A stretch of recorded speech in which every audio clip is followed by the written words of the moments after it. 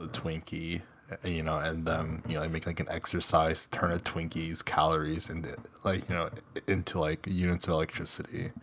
Just screams like a college/high school textbook. Probably is a good problem, but I'm gonna go get my tea. 1 second.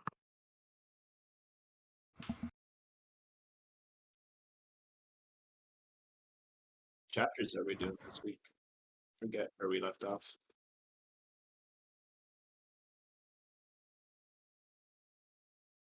Let's see. Chapters 5 and 7.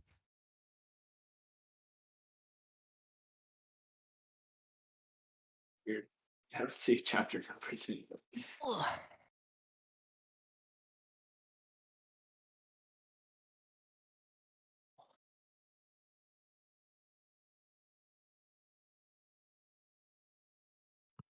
Oh boy.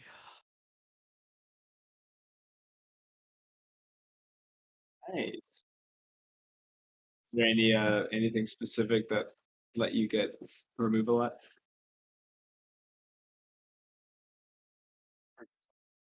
Oh, just all around.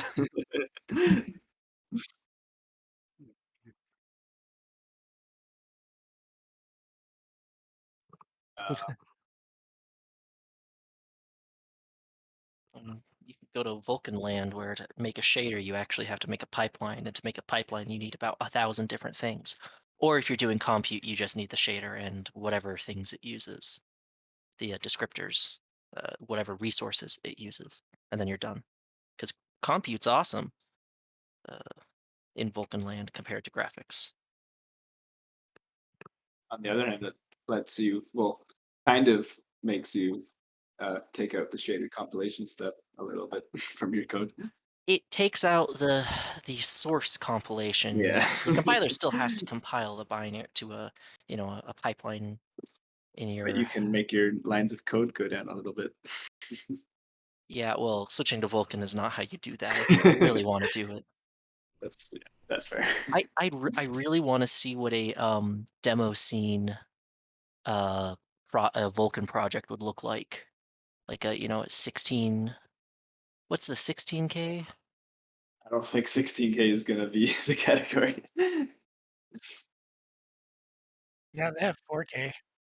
I guess they There's like probably do a DX11 or something, or DX9 for 4K, can you something even small. get, like, a pixel on the screen with 4K binary in Vulkan? Probably not. 4K worth of characters alone in the source code. Well, it doesn't count the source code, does it? Well, No, I don't think so. they're always compressed, so you actually have a little bit more than 4K, but not much. I thought Yeah, the I think it's the binary size. Yeah, so the identifier names, if they showed up in the binary, then yeah, it's gonna count against you, but all the enums and like flags and stuff shouldn't count because they're just, you know, Well, ints. but I mean, they always run like in order to get it to fit, they include a like a zip, like a dzip Mm, Oh in yeah. the actual just to that's save. insane. Yeah. So I mean, text isn't necessarily that bad as long as there's a lot of repeated stuff. It'd be a fun challenge, but Yeah. not something you'd want to use for most demo scene stuff anyways, just because it's not really an ideal framework for that. It was never meant to be. Yeah, I was seeing a thread on Twitter about how almost no one actually uses DX12 or Vulkan correctly, and that they're that like shit like stuff gets recompiled all the time because people screw up their state and change stuff that causes a recompile when they don't know that they're doing it. Hmm. I've I seen don't. a Sounds lot of weird. Twitter talk about the pipeline stuff lately. Yeah, same actually. There was something on Brandon Jones put out about it was more on WebGPU, but absolutely applies to Vulkan. You know, I think how these Uber shaders really uh, caused the creation of way too many pipeline state objects. That That is was at least, absolutely true.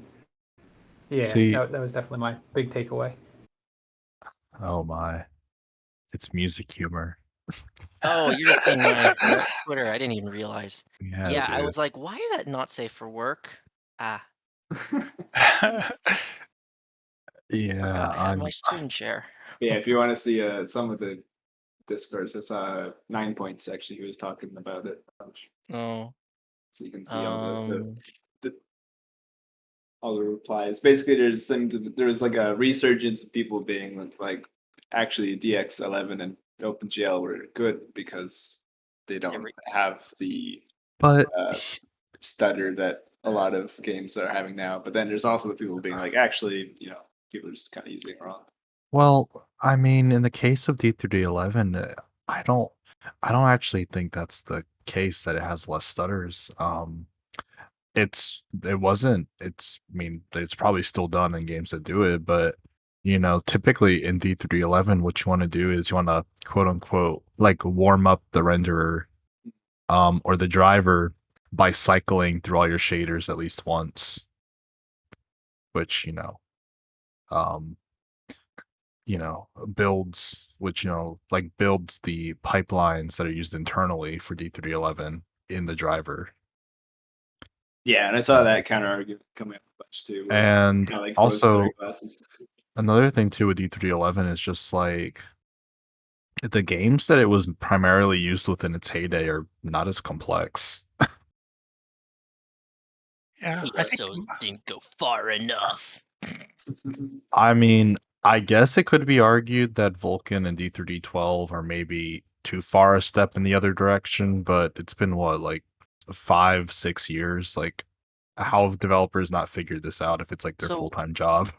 yeah. I will say Vulkan is a bit less permissive than DX12 in terms of, especially at launch, in terms of what you can not have to precompile pipelines for.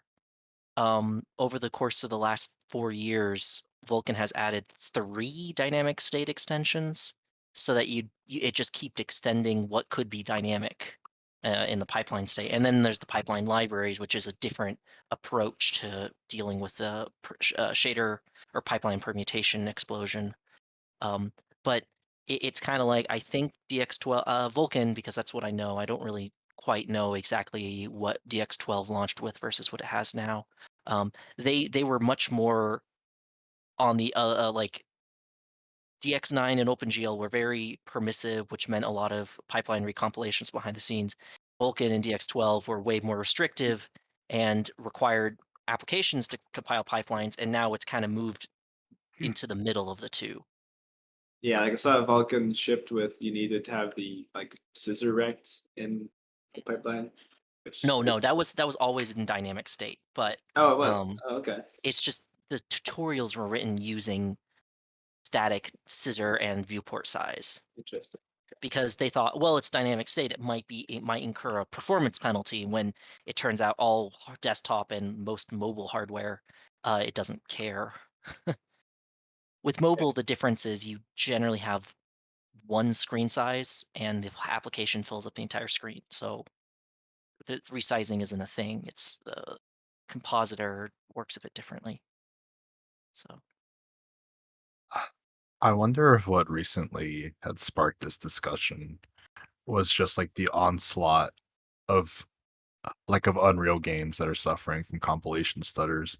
Like, and of course there's Elden Ring, which was like a pretty big release that suffered from really yeah. bad use of D312.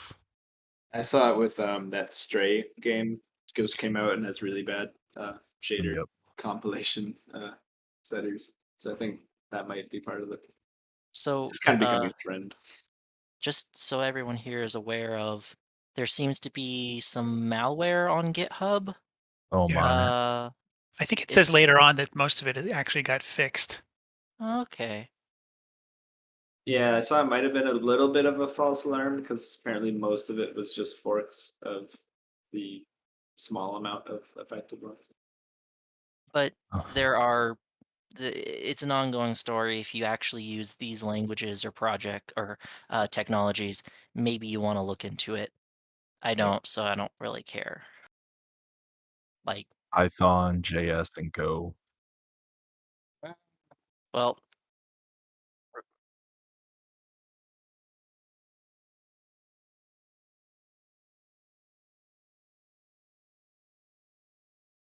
oh, I'm like, I don't really want to go to an RU address at this time to see if it's malware. I feel like that's going to give me malware. Like, I don't know. Seems a little Mm, sus right now. well, it's not even. Yeah, it's not even current events that are really just. It is just RU is notorious for stuff. Yeah. Okay, so whoever said 9 points, I just want to point out that's who we had interviewing last week. Jeremy Yeah, All. that's why I mentioned It's just funny how that 9 you know, points. yeah. That's Yeah, the I've the enjoyed 9 point his group. stuff on Twitter. He's quite I don't know, he tweets a lot and it's always very interesting. Can you Yeah. drop his Twitter link? I can and did. Thank you very much. Oh, there's the Twitter. Oh, Wait, it's this guy I need who's I like, guess I don't think graphic, rah rah rah. wait, they don't think what? This is Graphite, Oh, who has very strong opinions about newer graphics everything. APIs. Well, everything too, but um Well, I don't mean to be bashing him. He has strong opinions, and there's no doubt about it. in a lot of ways. Homie wrote an essay on this shit. I think it's interesting. It shifts a lot of the responsibilities It's from driver developers to like game developers. So it's kind of yeah, not their forte. and it's absolutely. I haven't read through this, but I bet a lot of the criticisms are valid Well, because it's not like then I can just be like, Vulkan's perfect. All you app users are wrong. It's like it's the users who are wrong. We want Seems another like look. profiling tools would, if they could detect this stuff, that would be helpful, right? well, I mean, like, do you need a profiling tool to see compilation stutters, or you just play your game Yeah, and but they'll it'd be pop up? nice if it's like a CI kind of thing, right? Where I see. it just says, hey, you have compilation stutters. Yeah, Counterpoint. that's fair. If you're a developer and you're developing your game and you've mostly written the entire game and you're not recompiling, like you're not changing shaders, there's a good chance your driver has warmed up the Oh, shader cache very that well. is true. And Hmm. so you're not getting the full picture of what a new user system is. Obviously, there would be some shader compilation at startup for when you set up a new system or when you're trying to do like testing on a fresh console or something, but I guess in that sense, I guess as a GP, probably be a good idea to disable your shader cache. If you're trying to, like try to like yeah. suss this out.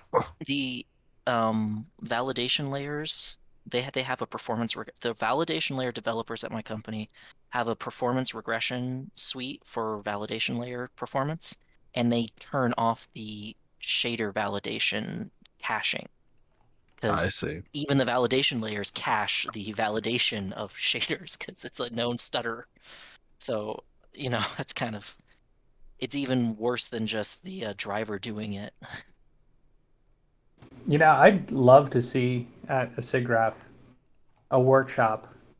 Lunargy would be great for this to give us some bad code, like an application, and actually like walk through a lot of this these performance validation layers and really dig deep into how to unpack some of these issues. That'd be like a Because I do Vulkan stuff on the side, so it's all based on what I can pick up from blogs and these groups, find groups like this one here. So Like,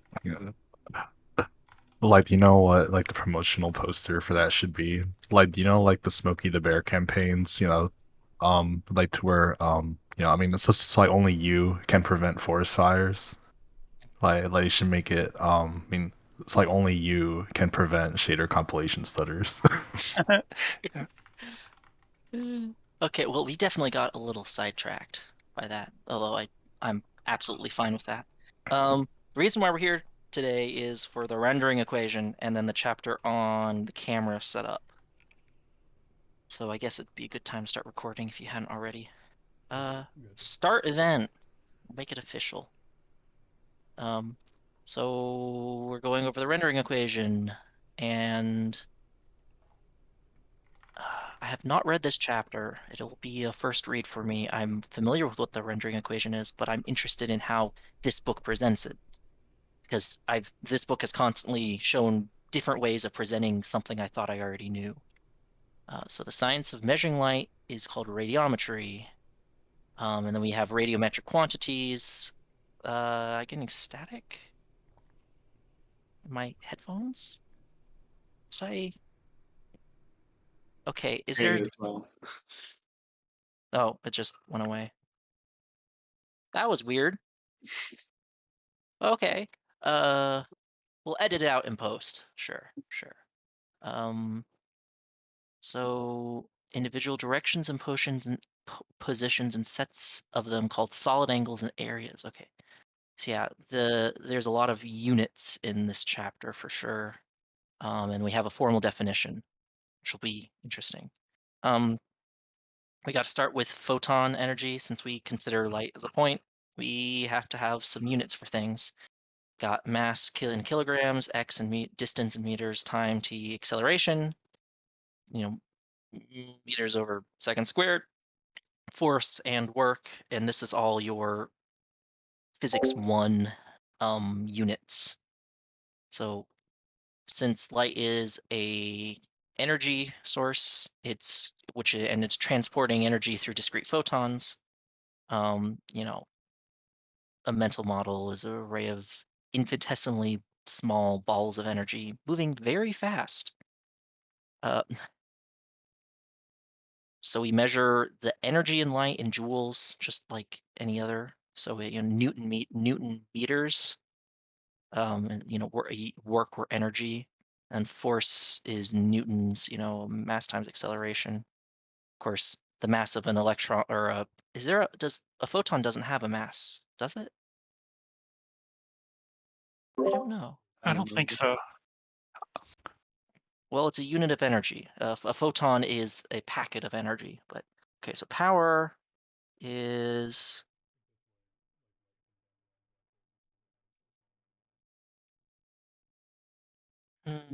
I know gravitational lensing's whack, but I don't know the exact mechanism which causes it. Well, doesn't it Uh, just bend space? and So I time, think but yeah. like as you get closer to the speed of light, right, your mass goes up, right? And since photons travel at the speed of light, they would have infinite mass if they had mass, right? Or something like that. Yeah, and Maybe. time stops. Yeah, that's the other thing. Time dilation. Your relativistic speed is a directly inversely correlated from the time the rate in which you experience time. Me too. Yeah, I am no uh, quantum physicist, but that is my vague recollections from years past. Okay, so rate of energy flows through a point is power or flux. You'll probably hear the word flux a lot. And units of energy over time, or a watt, aka joule over a second. All your kitchen appliances have watt ratings. Um, yeah. Power is denoted by which is that phi? believe so. Yeah. Okay, phi of A, which is the amount of I think it is flux, right? Or is that not flux? Yeah. well, it's what that power is flux, Yeah. and it's denoted by the function phi of capital A, or measuring the amount of energy incident over the entire oriented surface A. So here we have an actual computer graphics oriented definition of things where we have a surface A, and then the power is the energy incident over it. You know, um, high power light, more photons than low power light. Okay. So, sorry, wait. So the power, so it's not the amount of energy like hitting that surface, it's the amount of energy going through the surface, right? I believe so. It's like at one snapshot of time, how much is captured in that. Well, it's not a snapshot of time because it's a rate. Right, okay. So yeah. Because it's not the quantity of energy, it's the flux of energy, or not the flux of energy. It's the energy flowing through a point, or in our case, a surface. Okay, yeah. Um, So the snapshot of time would be the like d power, like the derivative. Power. yeah, a good I mean, power would also be the snapshot of like how much energy is actually there, right? Like, at the surface. yeah. And like Uh, But this gates, I guess, like over the course of a full second, right? yeah. well, no, it's just like velocity. Is the flux of distance, right? Or suppose. I mean, True. you could think of it that way, right? Right. It's So I guess you true. could just set the Yeah. over time as the infinitesimal time. Yeah. Yeah. There is a certain amount of energy at a certain point of time, yes. And power is not the term used to describe that, but it is related to it, just like velocity and position are related. Um, the description, I don't know if he talks about it, but the sun emits light and it goes in every direction. So if you consider a point light source, the sphere, the shell around the point light source at every distance from the point light contains the same amount of power over the surface. But because the further you go out, the surface gets bigger, the density of the power drops massively. You know, it's a point light's a light fall off curve is the inverse squared. So as the radius of the shell gets bigger, the power density on the surface, not power density, the energy density Right. is the square root, or yeah, the square root of the radius or something That like that always kind of made sense to me because it's a surface, right? It's like a right. square, and then just loses that much. Well, but I just find it interesting that the total amount of energy of every sphere surrounding a point light has the same amount of energy. It's just Mm, distributed less and less. The s- the further you go out, the less densely packed right. the energy is.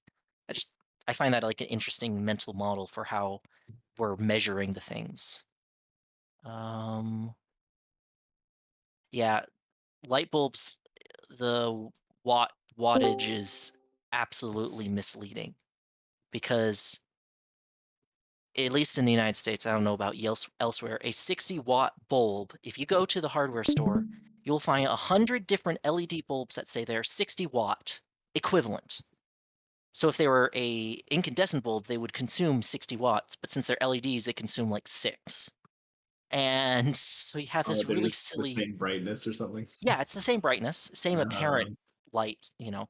Uh yeah, that's a lovely image for exactly what I was describing. Thank yeah, you. that's really cool.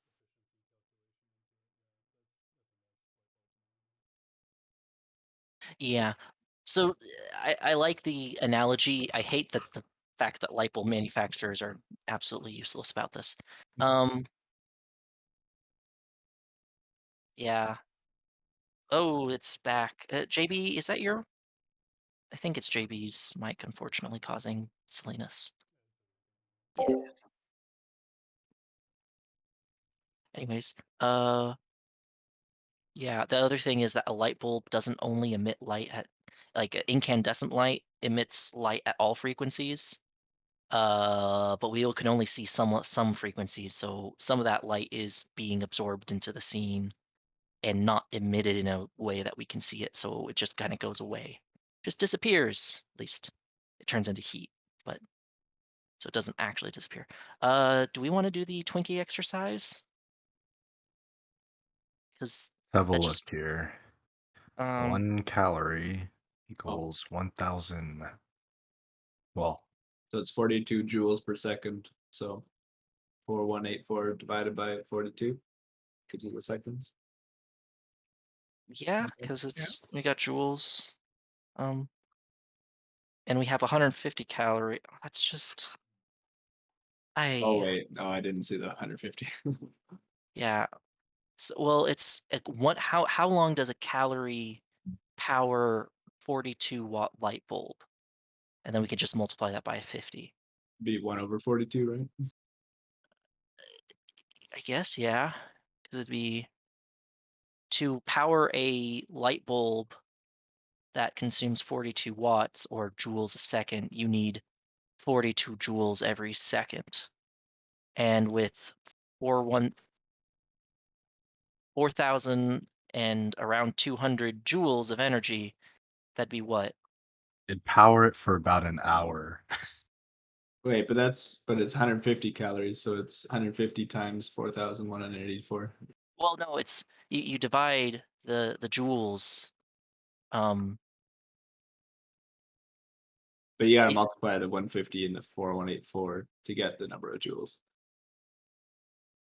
yes, so that'd be the total number of joules, Oh, okay. and it's a. Wait, my bad. If I had paper, I probably could do this in a jiffy, but I don't want to get a piece of paper out for this because then you Oh, guys can't see it. I calculated in Google search, and it's 4.11 hours. I think. That'd Oh, be I might have actually done it wrong here. No, that's what I got 4.15 hours, but Yeah. okay. That, that feels long. I don't know why. yeah, for a Tunky, yeah. Oh yes, yes, yes. Well, no. So I ran it again, and I also got 4.15 hours as well. Okay. Oh my. All right, moral of the story: like, don't eat Twinkies. That could be a fun game mechanic. You gotta feed Twinkies to your lights to keep them on. Oh my. So irradiance and radiosity. Power measures the rate of energy arrival over an entire surface. In our usage of the term, irradiance is the power arriving at a small patch of the surface divided by the area measured of that patch. So this is if we have an arbitrarily sized surface, irradiance is factoring out the arbitrary size of it and turning it into a unit, a power per area measure. So the irradiance of a surface is irrespective to the size of the surface because it is always it's like a density kind of thing. We're including density of the power over the surface because we're considering the size of the surface. Right. So this is where, with your sphere example, this is where the number goes down when the Right, sphere yeah. gets bigger. Yeah, the power of the sphere gets the same, but the irradiance over an area diminishes very rapidly, as it turns out. Um, so the measure of a set. Oh wait, I skipped a sentence. And the limit as the area of the considered patch shrinks. Radiance and radiosity describe how light arrives at a point and are denoted EB and BX. Oh, EX and BX. I've never seen B for radiosity before.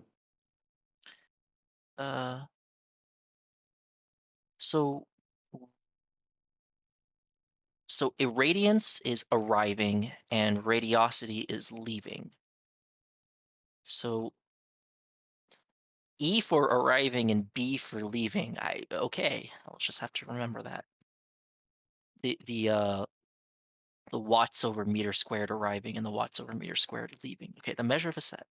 To measure the light along a Like begin range. and end. Yeah, maybe. Yeah. Well, then it's end and be. Oh, the No. light ending at a surface and the light beginning at a surface. Yeah. Yeah, okay. Oh, let's go with that. We'll still probably say E. It'll still probably only refer to it as E and B though.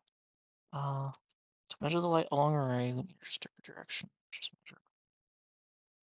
measure. Sets of directions.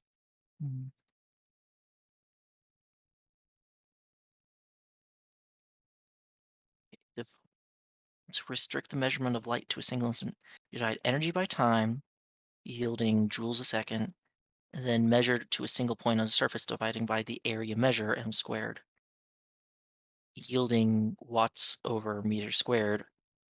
Would that also, if you were to replace watts with the J over S equivalent, would that be J over S m squared?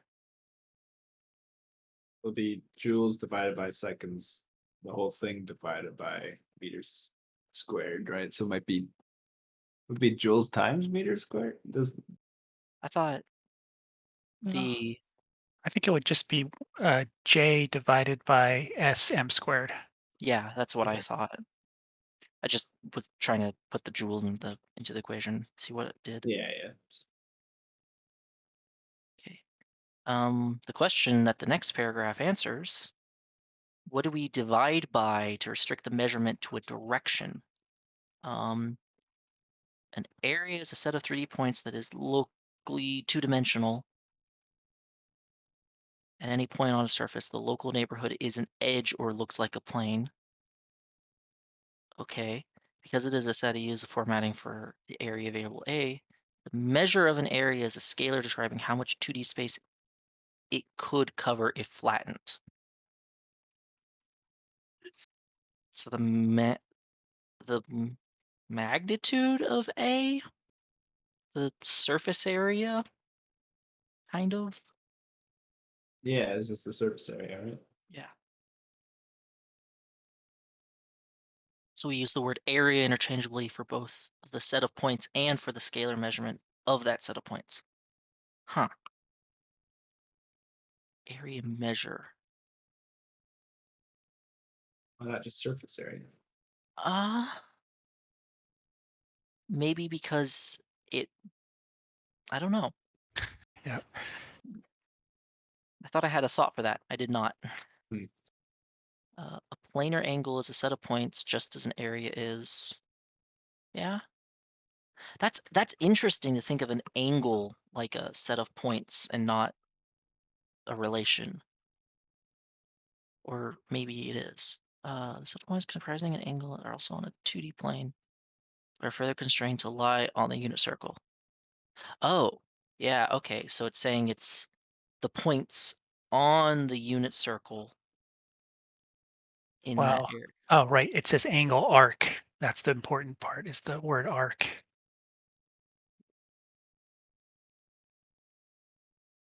Uh,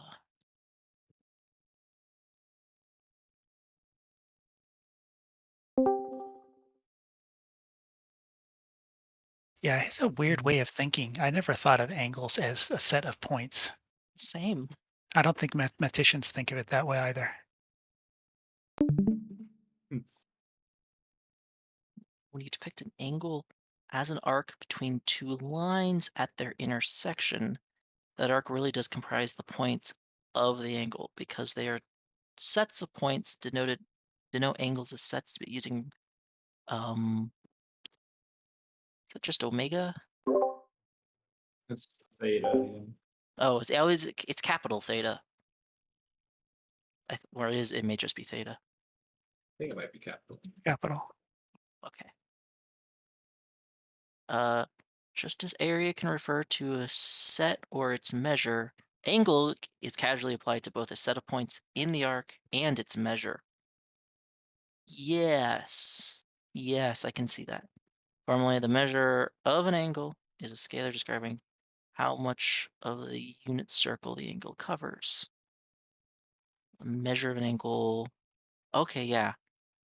Yeah, this is what I think of when I hear angle. The measure, and it's trying to differentiate the measure of an angle with an angle, where an angle is a set of points lying on the unit sphere, and the measure of an angle is the scalar value describing how much the unit circle. So it's like a distinction of a set of things and the measure of the set, like I guess the size of a set, And almost. that's like the arc length on the unit circle, right? Yeah, yeah. Okay. Lowercase lowercase Greek letters, and it uses theta and it's the magnitude of capital theta is lowercase theta. And yeah, radian or degree units, which is ironic since radian is not a unit; it is just a number. It's weird, but yeah.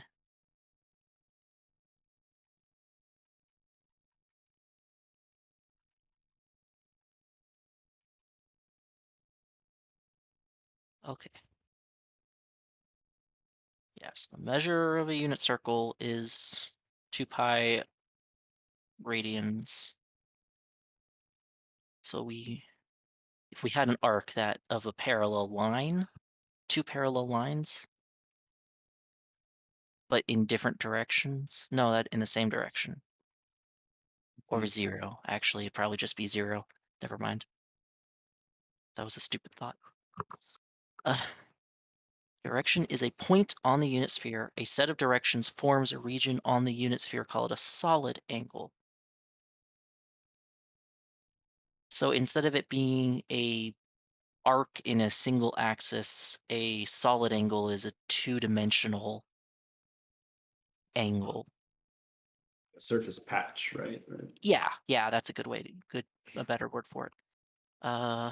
Contiguous, disconnected, it's whatever. Please, what is the upside down Gamma, I believe. gamma? Okay, that's okay. Capital Capital gamma Yeah. is the solid angle variable. It just this area. We could take the measure of the solid angle.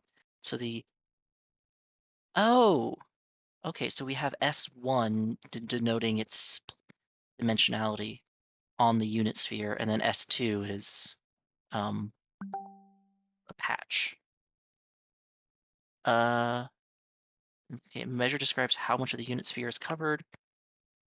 The magnitude of capital gamma is the scalar of steradians. I'm sorry, that sounds like a fictional alien race. Yeah. Or The steroids.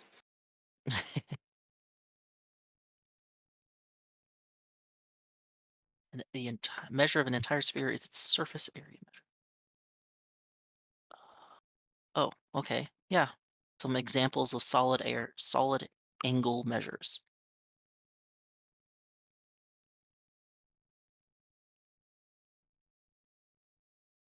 How do we know Okay. that's once? Is that just like a take our word for it that that's one steradian, or are we supposed to know that intuitively? Uh, mm, Well, so is that a actually, 12-sided figure or is that a this is 10-sided? a 12-sided figure. It's a Right, dodecahedron. It's right. pentagon. Yeah, It's so the the reason we know it, right, is because if you sphere is 4 pi, yeah right? yeah. And so this would be like 12. I don't know how that's related. I guess you That is, divide it into 4, or you divide it into 12 Oh yeah. pieces. Okay, I see. It's close. Oh, it says approximately. Yeah. Yeah, so it's actually 1 point. It's pi over 3. It's like 4 oh, times 3.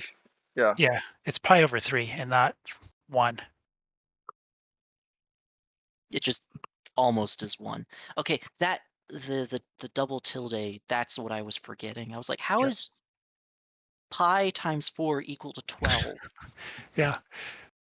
It's like, there's a non-trivial error. So we can reinforce our intuition by looking at the cube, which has approximately 2, and then 2 times 6 is approximately 12. Um, and so 4 pi is the total surface area, the magnitude of a unit sphere in steradians. Yeah. Sorry, I wait, guess the what's cool the thing thing? is that like any shape that completely encloses like the Oh, origin or whatever always has this doesn't. 4 pi steradians. Yes. Yep. As long as it doesn't overlap at any point, right? Like I guess that's called convex. Any convex shape that surrounds a point always has this 4 pi Well, steradians. it could be concave too. Well, Imagine as long as it doesn't overlap on itself. the doesn't yeah does no point occludes another point from the center or something. Or I actually wonder you probably could get you don't even need that qualification if you subtract when you have a negative surface. So like as you're going outwards from the center of the shape, every time you go outside and then back inside, you like add and then subtract the same amount, so you're back at 0. I wonder if that would mathematically hold. Yeah, but then it's just the basically it's you Yeah. take the convex hull of the Yeah, yeah. concave thing. It's so it's basically just you find some convex thing that surrounds the surface, and then it's always going to be 4 pi steradians. Yeah. And what we really care about is not the whole sphere, but parts of it, specifically the like different. Actually, I guess it depends on the context. Here we have the hemisphere, and I think that's going to come up a lot because our light might be emitting a full sphere, but most surfaces only consider the hemisphere, as we'll see. Okay. We now have the answer on how to compute the measurement of a radiance over a limited set of directions. Divide by the measure of the solid angle subtended. Okay.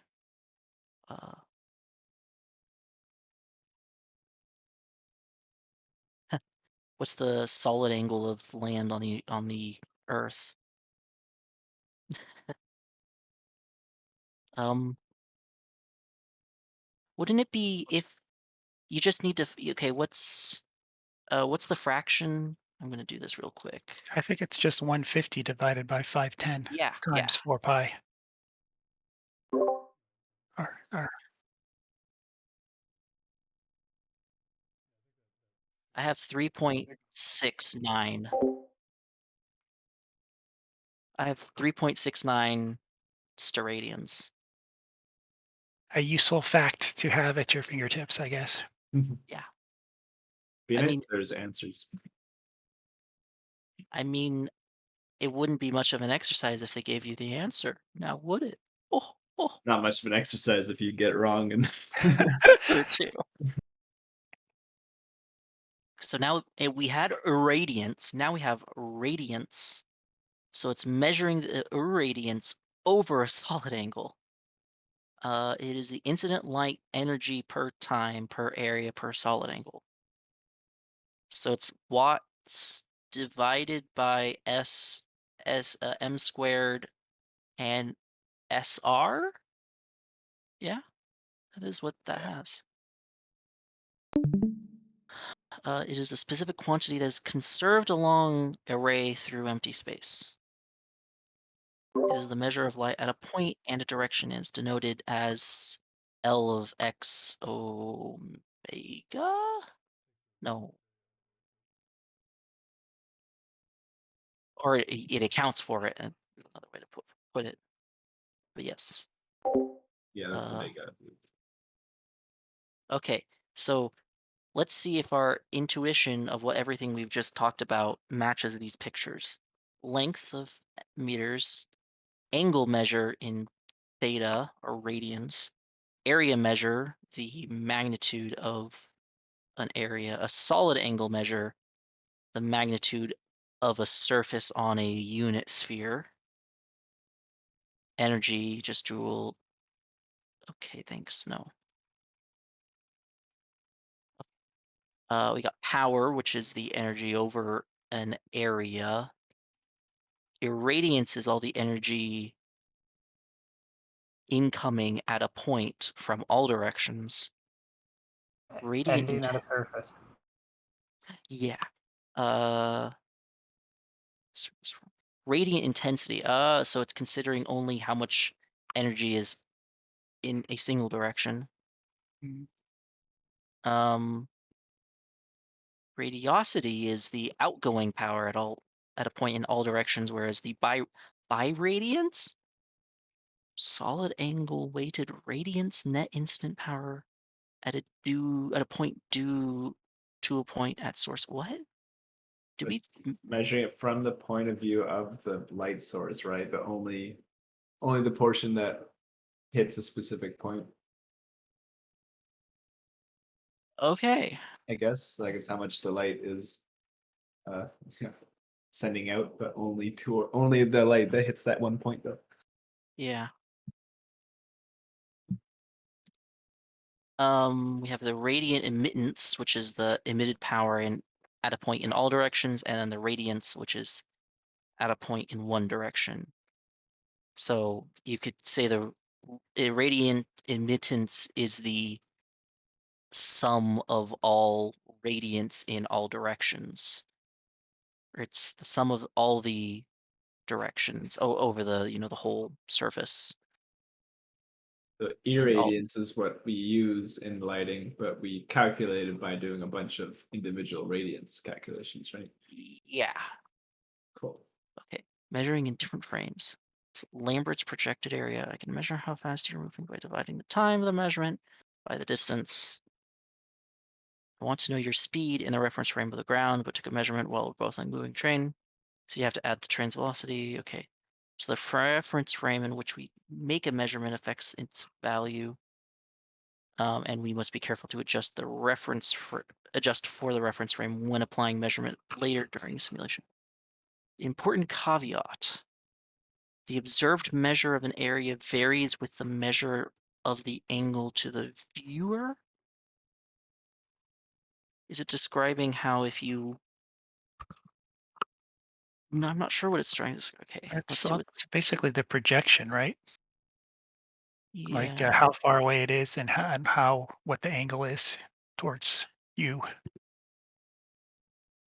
Yeah, that makes sense because it'll be different in every point, every perspective.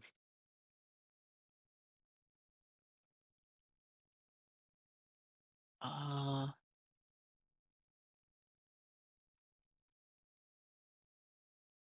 Maybe factor of 1/2.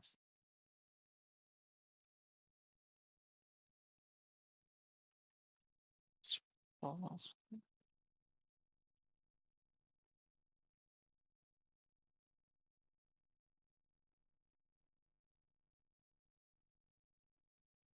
I'm gonna need to reread this paragraph. Yeah, it's basically just diffuse lighting, right? Where Yeah, I mean, I it's, know of Lambert's cosine law. yeah, I've never heard it described like that. yeah.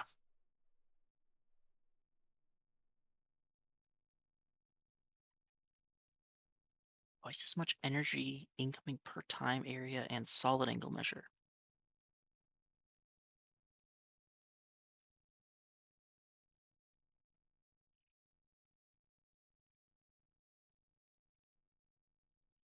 I'm still unsure what this is trying to say. I mean, I think I mean, I know what it's trying to say, but I can't understand it. Same. I mean, it's just saying the Lambert's cosine law, right? Where if something isn't facing you directly, then you're going to release, or you're going to get less energy from it, I guess, right? Yeah, I guess if you take into account the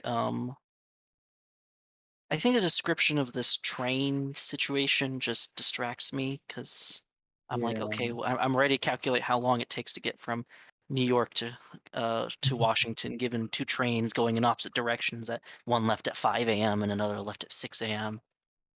One's traveling 12 miles an hour and the other is going downhill and accelerating at a rate of 20 miles an hour per hour. I That's the kind of thing I was expecting, and I think we just got the cosine law. I think he's basically just saying that like if all you did was look at all the numbers involved, you wouldn't be taking angle into account. So if it's like I don't know if you know that the area of your patch is this big and you know how much light is coming from that direction, you might be overcounting because actually from the perspective of the light direction, the surface is way smaller than you thought it was. Okay. And that's where the cosine law comes in. Okay. So, regardless of how you describe it in this paragraph, we still need to compute it, and the way we compute it is with dot products. Um, Inner product. You take a vector, you multiply every component with the component of another vector, and then add the resulting multiplications. So for a 3-unit vector, you got AO BO times BO plus A1 B1 times A2 times B2. Or more succinctly put, we have the sum of AI BI. Because vectors can be n-dimensional. It's commutative, so you can flip them back and forth. Then we get this fancy thing, which is that the dot product of A and B is equal to the magnitude of A times the magnitude of B times the cosine of theta between them. Or rearranging it, we can divide at the dot of A and B by the magnitude, and that gets us the theta, cosine of theta. So this is the equation that comes up quite a bit in graphics. Or not just graphics, but dimensional math when you're dealing with angles and stuff, because you can compute the dot product very easily.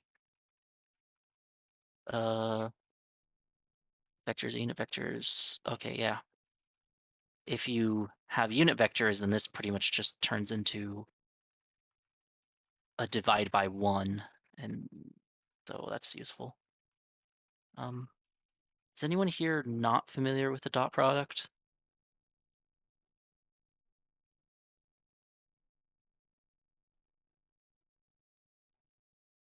Because I was just gonna keep going after this, or keep on going unless someone said something. Wait, one thing that's dot product related, but what's the thing with dot products where it's like actually you can like dot product two vectors and then you get the projection of one of them onto the other. Yeah, so it's always a projection, right? As long as but it's a projection that's going to be sized by the lengths, right? Oh, right, because that's the same, I guess, as It's always a as projection. the angle. I mean, Right. if you drop what do they call it? Like when you drop a 90-degree angle. But yeah, it's always a projection. Mhm. Yeah. I think this diagram, I was trying to formalize dot products at some point, and this diagram came up a bunch. Oh, right. See- So it's the So right. you So take- just the length of A times cos theta is the projection. Right. But And you can also just think of wanted it the to other know way that. too, right? You can project Right. B to A in the same way. yeah, Okay. and that's cool. so yeah, but the cosine cancels out somehow. No, I- I th- Not like cancels out. Sorry, there's not two cosines of theta. There's not Yeah. cosine of theta times cosine of theta there. It goes to 1. The scalar range is length of A times right. length of B, and then it's throttled by the cosine theta. But yeah, I Yes. mean, if you did dot product of A times B, then it would also I mean, there would be some factor of B in there too. Well, so if you want to get the length of A on B, it's basically just the length of A times the cosine of theta. Yeah. Yeah, because length of B has no bearing. Yeah, that's the projection of A onto B. The Yeah, but length of then the I guess projection of A onto right. B. so I guess you would actually do length of A times the dot product divided by length of A times length of B if you wanted to do Well, projection. what's useful, the reason knowing the projection is useful is because if you wanted to get this point here, the Mhm. projected point, you could just it's a magnitude of A times cosine of theta Right. in the But direction of B. yeah, in order to get cosine of theta, you have to take the dot product, right? I guess this is actually if you Right. want if you want that length, all you have to do is the dot product divided by the length of B because Yep. they Yep. will cancel out. Yeah. But what I Yep. was saying is that gives you the closest point from Mhm. A to B. Yeah, which is quite useful often. Yeah. Which A could be a point, and then you turn it into a vector to get this. And okay, maybe I'm getting out of my depth here. There's a Uh, you, lot of you math that uses the dot product. to get the point, you get the um, unit length for B, multiply it. Okay. It's Yeah, the blue So yeah, table. you have to divide by the length of B. right. Yeah.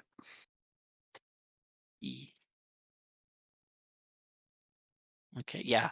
And with the dot product, we can formalize the rendering equation. We pause derivation of the equation for the light leaving a point in order to discuss radiometry. So I think the previous chapters discussed how light is going between it. Now we can discuss how light interacts at a surface. We can evaluate a function to find the light entering a camera to create the image. As in, we're using our pinhole camera. Is it approximation or is it just model? I think model is the word. It's our virtual image plane and our real image plane, and it's inverted, but we can uninvert it as needed. In fact, we're seeing everything upside down because our eyes do this exact same thing. Our iris is a virtual image, is the aperture, and the virtual image plane is a bit in front of us, but our eyes are seeing the inverse, so that our brains are flipping it upside down. Well, maybe instead of our brains flipping the image for us, the world is upside down. We just perceive it as right side up. Yeah. I saw this guy that he built these glasses that like inverted everything, and then he wore them for like a week. And he said the world still looked upside down, but that he could behave. I mean, he could function just like normal in an upside down world. See, the weird thing is, upside down is an axial measure. So if it's not just upside down, it's also flipped left to right, Yeah. which is the weirder thing in my opinion. That'd be an interesting experiment. Okay, so we got the rendering surface. So LO. I do not remember exactly what LO and LE and LI. Incident and something. So we have LE, which is the light emitted at a point on a surface. LO is the incoming light. Going like Outgoing. Okay. Yeah. Yes, Yeah. LI is incoming lights. That's why you need to perform an integral on that. Yeah. So we have a point.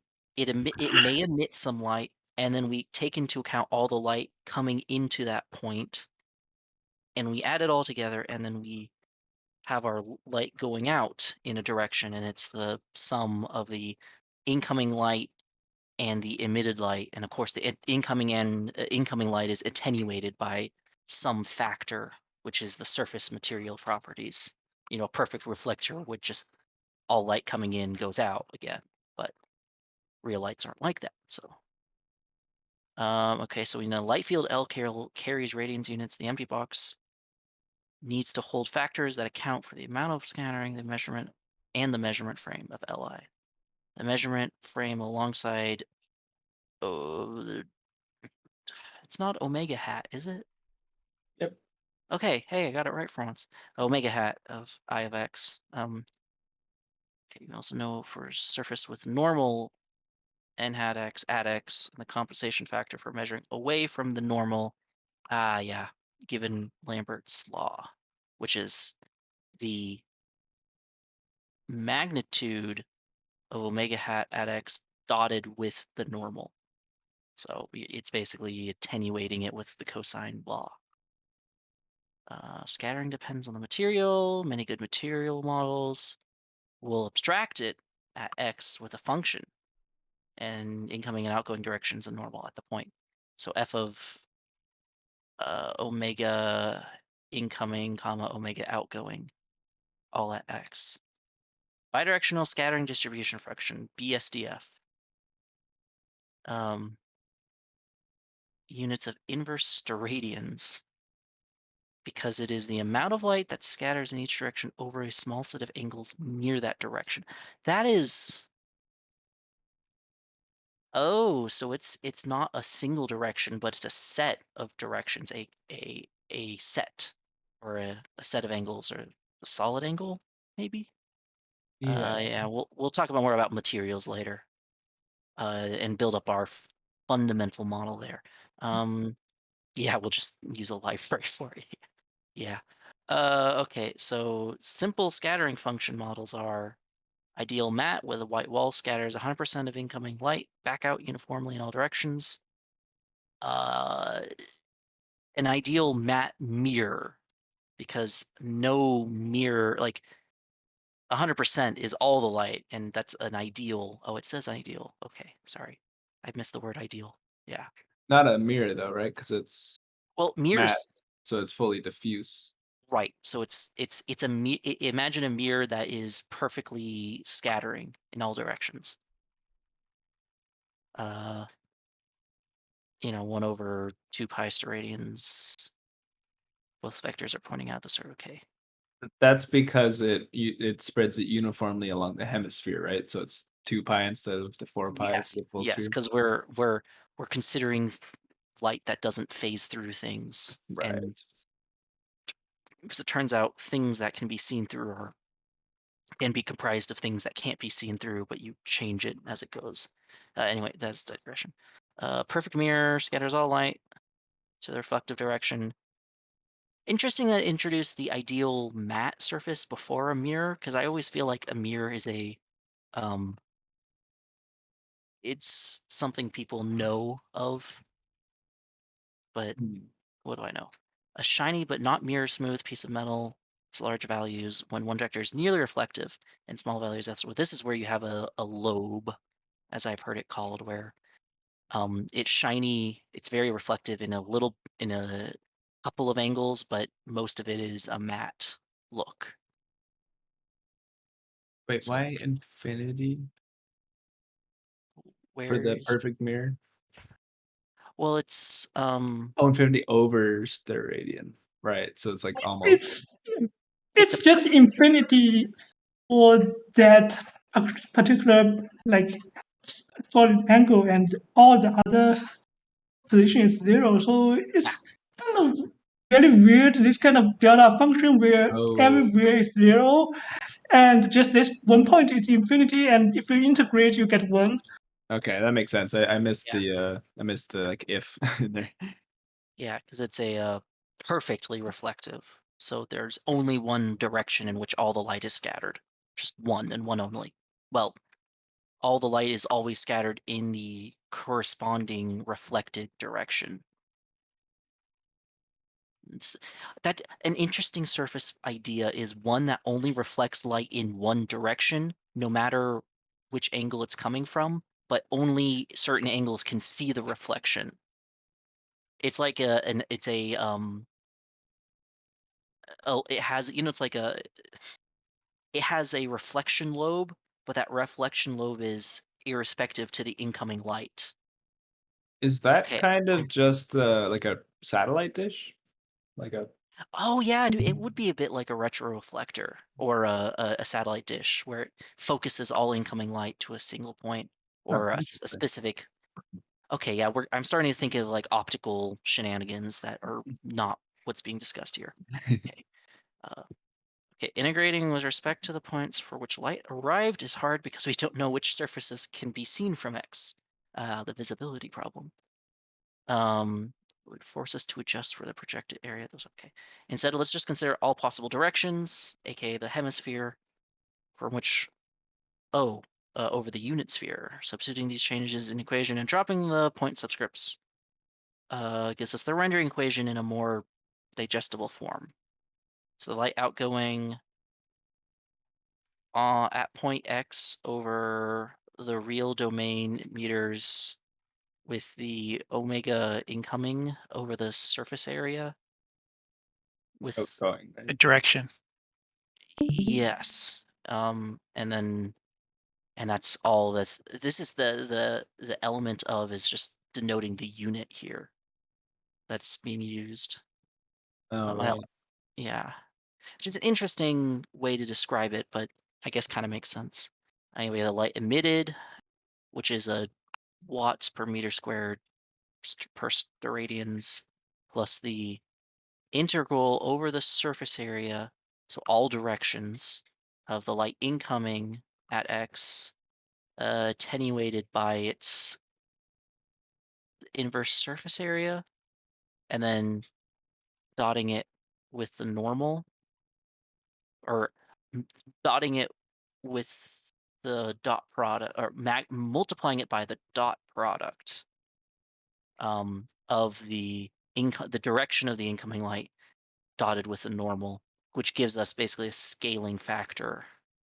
So this will go from 1 to 0 as you go from parallel to the normal to perpendicular to the normal. And then we're integrating over the surface. So we're integrating over the surface. Yeah, this is a two-dimensional integral expressed with a single integral. So that's fun. Is to think the about. is the lighting equation usually done over the sphere? I feel like I've never actually thought about that before. Or is it Uh, usually a hemisphere? Well, I think it's a sphere, but the light incoming from it is attenuated by this. Actually, no, that's a good question. Someone was going to say something. Well, What? it's kind of a sphere, right? Because if you have transparent surfaces, right? True. Yeah. Yeah, Okay. Yeah. and That's fair. remember from like the first chapter, what we were considering is that every surface is actually the intersection of two volumes. Oh right.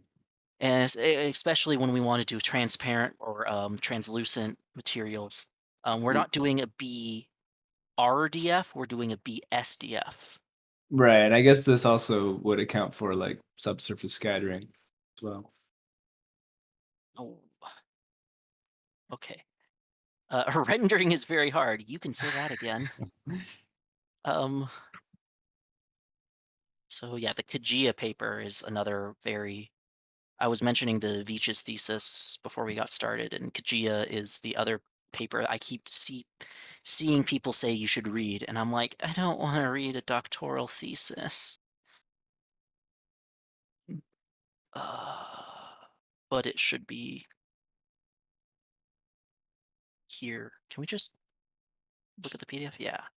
Oh, it's only 8 pages. Huh. Yeah, maybe we should do a week on this. Just We read the did a paper. week on this.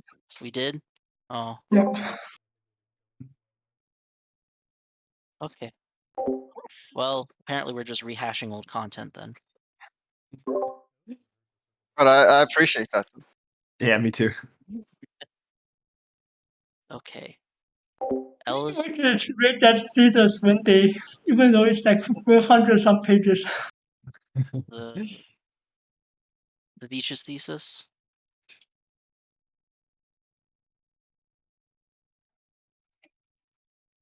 Oh, that's the Monte Carlo methods for light transport. Yeah. Thesis.pdf. Hmm. 400 pages. Oh, okay. Wow. Someone got hammering on the keyboard. That must have been a fun defense. Yeah. Yeah.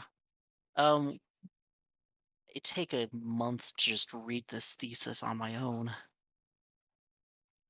Okay, but rendering is hard. Assuming someone gives us F, our basically material computation, where does Li come from? Is it the LO from the other end of the line? It is the LO from the other end of the line segment. Substituting the definitions of Li and LO goes to the rendering equation strictly in terms of light field and scattering function. This reveals a major challenge. L is defined in terms of its own integral. What? An equation of the form is an integral equation. Is the opposite of a differential equation. I've never heard of an integral equation, yet it makes absolute sense that it should exist. Yeah, same. Huh. Unfortunately, most integral equations have no analytic solution. Well, does differential equations have analytic solutions? Yeah, right. I shouldn't Most talk with any don't, confidence on that. What was that? most don't have an analytical solution. Yeah, I think It's the that's same what I. situation. Yeah, differential equations. It was like, here's some methods for reducing and finding ways to solve it, but you know, you're not actually able to solve it analytically. It's just if it falls into certain categories, it's just a unsolvable, maybe not unsolvable, but very difficult to solve analytically, if at all. Okay. It's a continuous domain. Yeah, it's not discrete.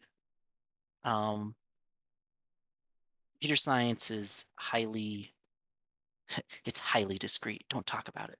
No. Yeah. Sorting. Okay, For a continuous problem, n isn't finite. Or exponentially hard. It would be infinitely easier than the problem we're considering. So rendering equation is very hard. I like that comparison where it's like, yeah, if rendering were merely exponentially hard, God, that's a funny way to put it. Big O of infinity.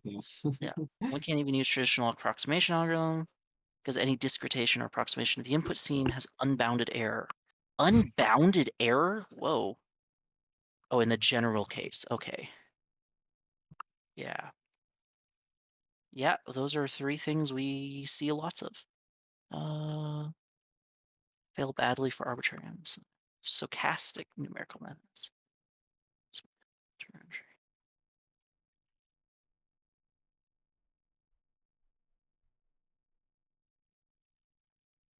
Oh, that's a good point. Any simulation of any physical thing will have a similar rendering, a similar equation that describes everything you want to do, but is unsolvable analytically. Yeah. Simulation, fluid dynamics. Ooh, that's a fun one. What's fun is some of these domains actually use the rendering equation or something very similar to it for like radar propagation is just light in a different band. So they use the same silly rays and points and stuff to simulate that stuff.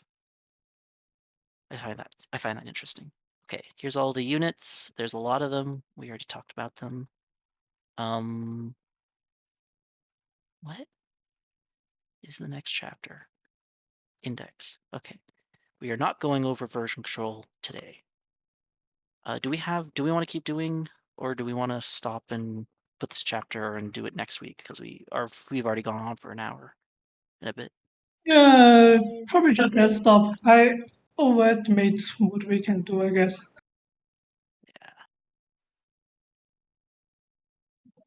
Yeah, learning all this stuff it makes me want to get to know the hardware for the ray tracing, what it can do right now. I think NVIDIA is still working on getting the real full ray trace. It's the hardware just kind of does some kind of approximation, so it doesn't look as good as. So the accelerated ray tracing hardware, both NVIDIA and AMD, what they're accelerating is ray traversal through a scene, and the scene's usually defined in terms of a what's the structure called?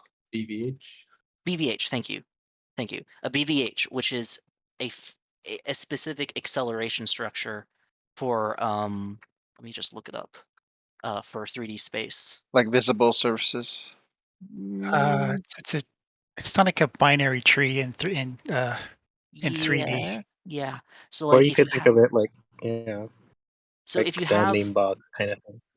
if you have a bunch of triangles and you want to efficiently traverse those triangles such that you arrive at the first level, you want to figure out, okay, what's the minimum amount of traversals I need to get to each individual triangle? A bounding volume hierarchy is one of those data structures that just is very useful since it efficiently divides up the space. It's relatively easy to make, and it makes ray traversal going from you check each triangle individually to, well, you check the first level of the bounding box and you say, well, do I go to the left or do I go to the right? And it's like, oh, well, okay, this ray goes to the right. And so, okay, we're in C land. And you're like, okay, do I go to the star or do I go to the triangle? And you do another check with here, and then it will tell you.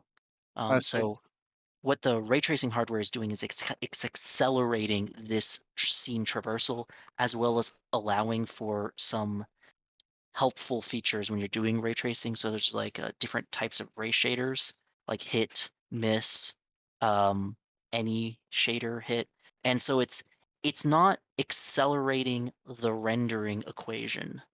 It is accelerating scene traversal through BVHs for I the see. most part. I see. With the cache and everything.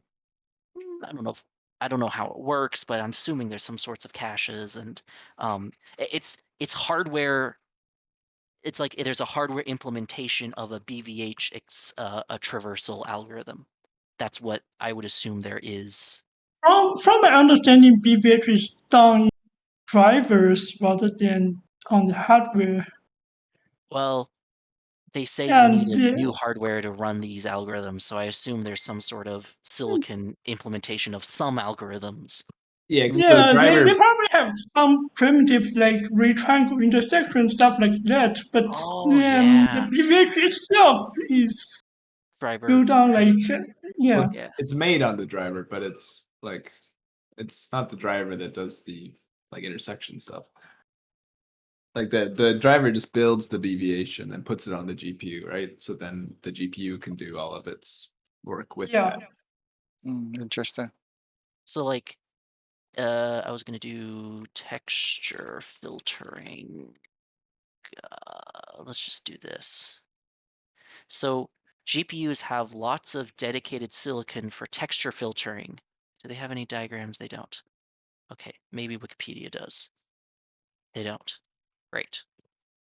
No, wrong tab. I just wanted a picture with like squares and dots. Okay. Yeah. Um. Okay. There's one. When we're doing texture filtering, you take some samples and then you average them out based on the weight between each of them. So for an image sample, you take the 4 values surrounding it and you take the point inside the 4 samples and you weight each of the values and then add it all together and divide by 4 to get the actual filtered result. This is the same vein. This is going to be hardware accelerated by a GPU in the same way the ray triangle intersection math is going to be will be accelerated by the GPU. So figuring out if a triangle intersects with a ray, they'll have some silicon for it, same way that they do for texture filtering. So that's going to be something else that they're doing silicon for. I'm sorry, I'm not familiar with the texture filtering. What's it filtering? Like, what's the filtering part? So, does anyone have a good article on texture Yeah, filtering? I mean, filtering just means Sampling. like sampling and taking like like a weighted average of something. And so you heard of MIP maps, right? Yes. So basically, it's just like you took the original texture and then make a version of that's like a quarter of the size, and then make one that's a 16th of the size, right? And then when you go to look up, like you're trying to figure out, like you can, because a texture can be really small, right? And like in order to figure out which parts of the texture are within a pixel, you might actually have to look at a lots of different texels, right? And so you want to kind of pre-do that by making smaller and smaller versions that are averaged, right? So if the whole texture fit in 1 pixel, then you would use the smallest MIP map that was like Oh, okay. divided down. Like, oh, this thing on the right is a good example with the red. Yeah. This is what a map looks like in a very hardware-oriented look. It's Yep. interesting they do that. But yeah, this is the Wikipedia map image where Yep. if you are looking at a texture up close, you want all of the pixels there. But if you're looking at it from far away,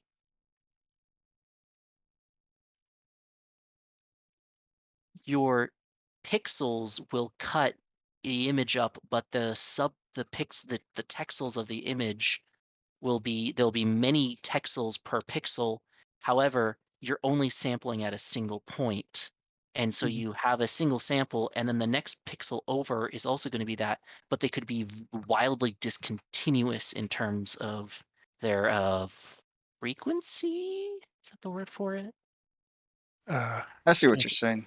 I'm Yeah, trying to think of you signal wanna processing. you don't want to show extra detail that you don't have to, or Well, no, process. you're going to get a lot of No. aliasing, right? Like if Yeah.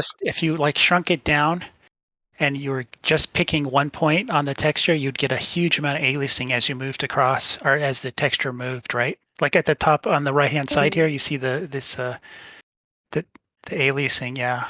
Yeah, this is what you get. So do you see, okay, this is a nice regular grid, but do you see how the pixels in the background are just like almost random looking, Yeah. where it goes from white to black to white to black? But in reality, they should be gray because it's going to be the average Oh, between okay. them. So this is a good comparison. So what mip-mapping does is it generates lower quality versions of the textures, and basically it downscales it a whole bunch of times down to, a picture that's only 4 pixels wide, which is, this one at the very bottom end. Yeah. And it's effectively an average, so that when you're looking at a texture from a specific distance away, the texels and pixel density is approximately equal, within an order of 2, 2 Yeah. texels to 1 pixel or vice versa. Yeah, so Um, like Yeah, but to The the name original question. Oh, go ahead. yeah. the name filtering like comes from like digital signal processing, like low pass filtering, basically. So that's kind of the origin of the name. And I guess if you're not used to that, then it might be confusing. Yeah. Okay. Yeah. Just So, in summary, like when you asked about filtering, when you're defining your sampler for your textures, right? You're choosing either nearest or linear or mip-map nearest, and those are the filtering settings. It's kind of when you're sampling in between when you're trying to sample a texture and it's not, you're in between values. You need to define how you interpret in between those values, and that's your going to be your filtering technique. Yeah, so if you look at like PS1 graphics, that's when they didn't have any fancy filtering, so it's just nearest neighbor. So that's why you see all that so blocky looking. Yeah. Gotcha. Yeah. With the whole reason I was describing filtering is that filtering, there's multiple types of it. There's bilinear and trilinear. Nearest neighbor is where you just take the top right corner of the 4 and you use that value, or you don't have any sort of blending between the multiple points you're sampling with. But with mip-maps, you have multiple layers in each texture. So a mip-map sample will actually could be filtering, because I'm not actually certain hardware does this, or which hardware does this.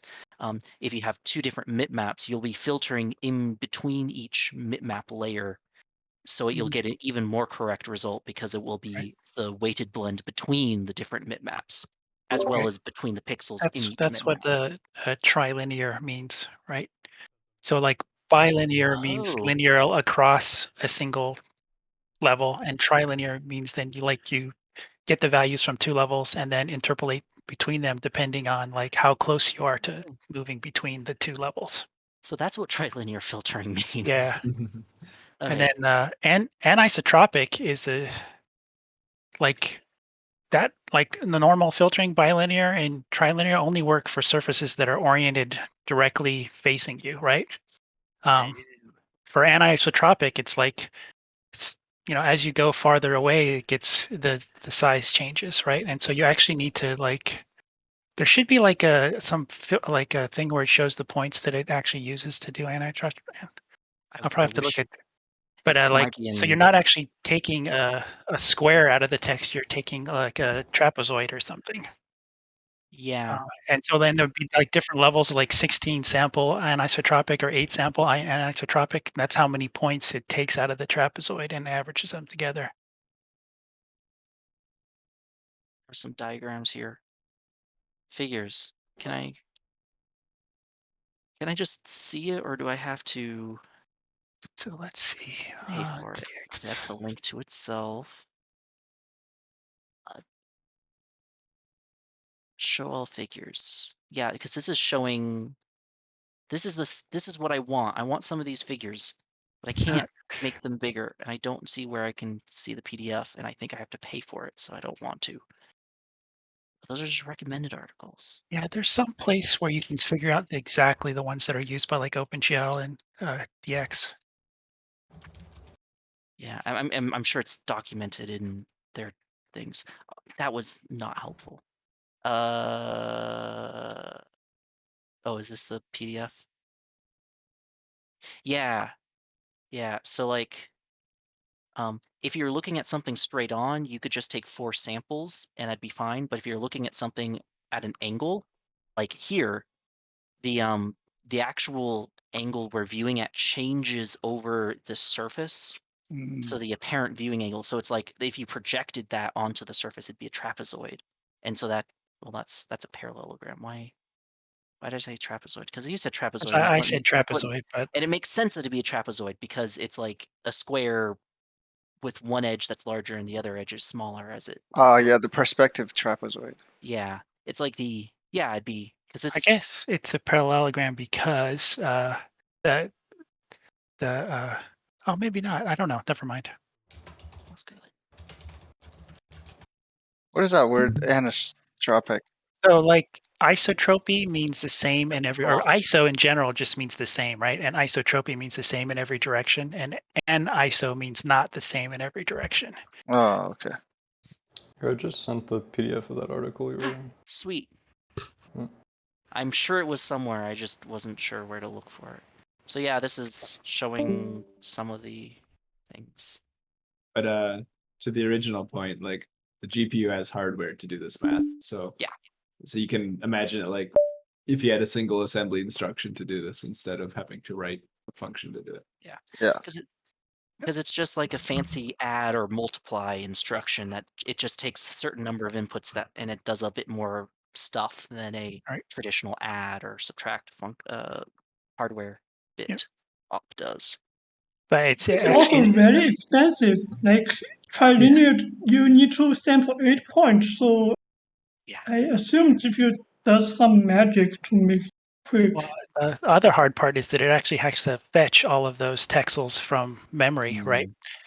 So Yeah, that's the thing is It's- like even though it might be a single instruction, it could have a long latency. that's not an instruction. It's built directly into the hardware, right? But I mean like you would have like an assembly instruction, right? Yeah. That would Yeah, it's run the basically hardware. the sample or whatever instruction. Yeah. But like that single instruction could still be like many clock cycles. Yep. Right. Yep. And I think the reason we got on this topic is that, like, I mean, you could write the math for like anisotropic texturing yourself, but it would be super expensive. So they built it in the hardware so that it happens automatically, right? And it's the same thing with the ray tracing. It's like there's probably just certain things you do in ray tracing that I are mean- super expensive, but if you can just put them in hardware to make them 100 times as fast or whatever. You can literally look at the development of the first graphics processing unit. And it's like, why did we do a graphics processing unit? It's like, well, we were spending 80% of our frame time doing the exact same algorithm, namely not ray triangle, but triangle rasterization Yeah, just the over and over interpolation. and Yeah. interpolation and the rasterization. Just like you have some vertices and you turn them into pixels, which is the rasterization algorithm that Doom that Quake used. I know for sure. I'm not quite sure what Doom did because it used mostly sprites for things, and the scenes were. Well, Doom was like Doing raycast. Doom was actually did kind of ray tracing, or not ray tracing, but it did rasterization. But it always made sure that the camera was, always it never tilted. It's always pointing, Straight, yeah. straight ahead. And so, like, Wolfenstein 3D did the ray casting engine where it would have a single line across the horizontal, and it would cast a ray into the scene, and the scene is just a pixel grid where each pixel is a meters or so, Right, and it's it like just casts two-dimensional it out. ray tracing or ray Yeah, casting. it's a single dimension of ray tracing, and when it hits the wall, it goes, well, I traced 5 units, or like 5.5 units. That means the wall segment's going to be 3 units tall. And if it only traced 1 unit out, it's going to be like, oh, the wall segment's really tall. The other thing is that it also did texture filtering at the same time. Perspective correct texture filtering. But the development of the GPU is all these games coming out using rasterization, and they're going like, we're spending 80% of our frame just doing this stupid rasterization algorithm. The hardware, we could totally make hardware that does this, and then we could have the CPU be doing other things. And do it in, the hardware could do this rasterization algorithm so much faster than we could. So the interesting thing is like like when NVIDIA had their first GPU, it actually did not nerves, but it actually rendered some kind of spline, and that was like the strangest thing. Yeah, I heard that. Yeah, the original NVIDIA GPU was kind of from Sun Micro or something, and it was based on a different technology. It wasn't like a regular triangle rasterizer thing. Yep. I'll look up the history. Uh,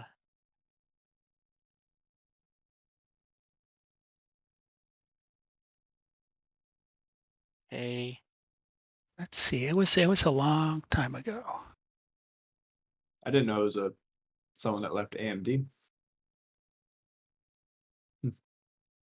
I mean, if you talk to anyone in the graphics hardware industry, it kind of was just, well, I left this company and I went to this other company, Yeah. and everyone who went there went to this other company. And so, like, a lot of the secret sauce is like, we all know everyone's trade secrets. We just legally can't say we know that because all the Mhm. same hardware engineers worked on all the other things. It's quite interesting how insular the graphics hardware industry is. Well, and it's all of electronics. There's this company called Fairchild, and Yeah. Yeah. basically everybody came from there and spread Yeah. out. Did NVIDIA do the Riva TNT? I think that's pretty late product because they had stuff in like 1998. 1995. Yeah, With only 40,000 in the bank, the company was born. Yeah. Okay, that seems And then just 20 million of VC funding. yeah.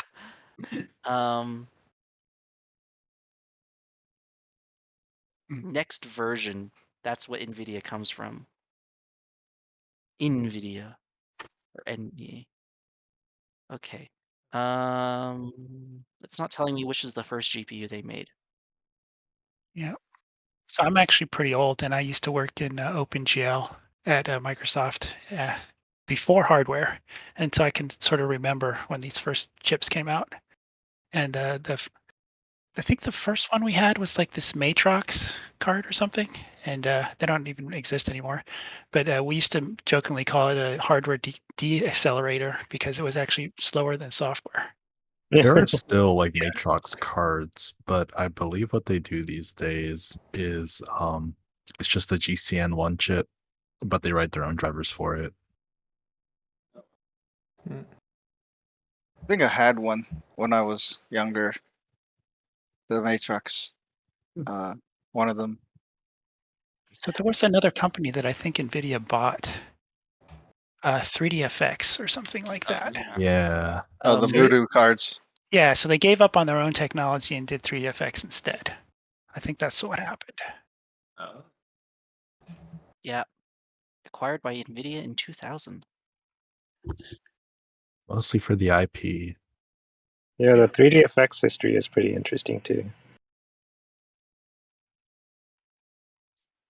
I'm not sure I could say they just I'm not sure I can say Nvidia dropped their technology and went with what 3DFX had because what 3DFX had at the time, I mean, it wasn't that impressive. Yeah, it's just from the point of view of doing just triangles instead of trying to do Uh like spline surfaces.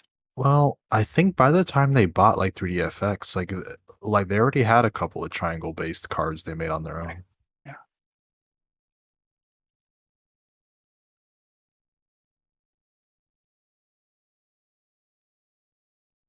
Speaking of like this is all kind of like retro dev now. You know, 20 years later or more. And I found this video on YouTube that uh, implemented some old OpenGL uh, 3D modeling, basic 3D modeling program, and I got it actually to run on my Windows 10 PC. Just pretty cool. Is it wait? So it's like a new program that does it with old OpenGL, or Well, it's new to me. There's a video for it. It was posted probably 4 years ago or 7 years ago, I think. Yeah, I forget how many, but it was a long time ago. And then they had you download this thing called Dev CPP. It's like an IDE, and in there you can do old school using using Glut. You can do old school OpenGL programming, where you do like GL begin, GL end. You could do that with modern Windows now if you wanted. Oh, can you? Yeah, it's still in Windows there. still ships 1.0. I mean, all like Linux distros also ship 1.0 in OpenGL drivers, as far as I know. Oh, I They see. Ship may definitely not be the do. word. Yeah. There is But- definitely production software out there that's using it still.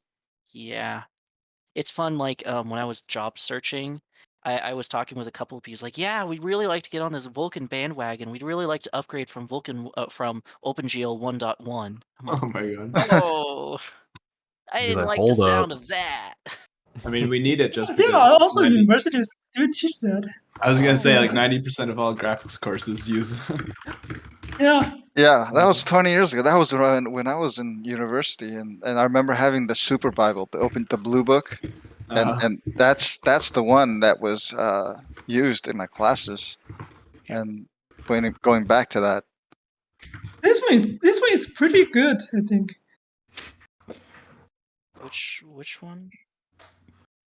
I The like the Super red Yeah, book. this Bible. one. That's where I learned 3D The from. Red Bible? Just the red book on the people also search for there. Yeah. I mean, John updating. Kay, who is the author of GLSL, you know, that guy. I'm trying to find the 1.0. I like how there's two books, and it's like blue or red, and it's like, You picked the blue book or the red book? I think the red one was for learning and the blue one was like a reference or something. yeah. I think this Won't red even- one is almost a reference to, like, it's just an API, basically talk about how to use the API, but not really show us what to do with it. I remember So the Super Bible, the blue book had a lot of concepts in there, like projection, frustrum, clipping, all that stuff. And then it went Yeah, into this Super Bible one is like kind of like Learn OpenGL. It provides like how to use OpenGL actually to achieve different techniques. So Yeah, maybe I'm just so old that I remember the red one being the learning one. I think there was a green book before too. I feel like So- RGB, get all the colors in there. Yeah. I just wanted to say that the OpenGL Super Bible is I'm working with this guy right now, or working with him in various things. Richard Wright. That's cool. He's a cool Awesome. dude. He's like a guy you'd want to work with. Very, very agreeable, competent. Isn't always That's common awesome. in this field. Yeah. So, well, I feel like the people who actually are well liked and well like all the people you see in books, like who keep writing books, tend to actually be agreeable because they actually keep working in the field and don't get ostracized since they're nice. You know, I feel there's like you only also so need much genius that a community can handle before they just go, I don't want to deal with you. and I feel like to write a good book that people can understand and enjoy requires a little bit of empathy. So Yeah. Definitely can agree to that. Don't want to get canceled. So you're talking about retro hardware. That thing is not real. Can you hear the video We're gonna audio? Take a look at Yes. an extreme Router 5 setup.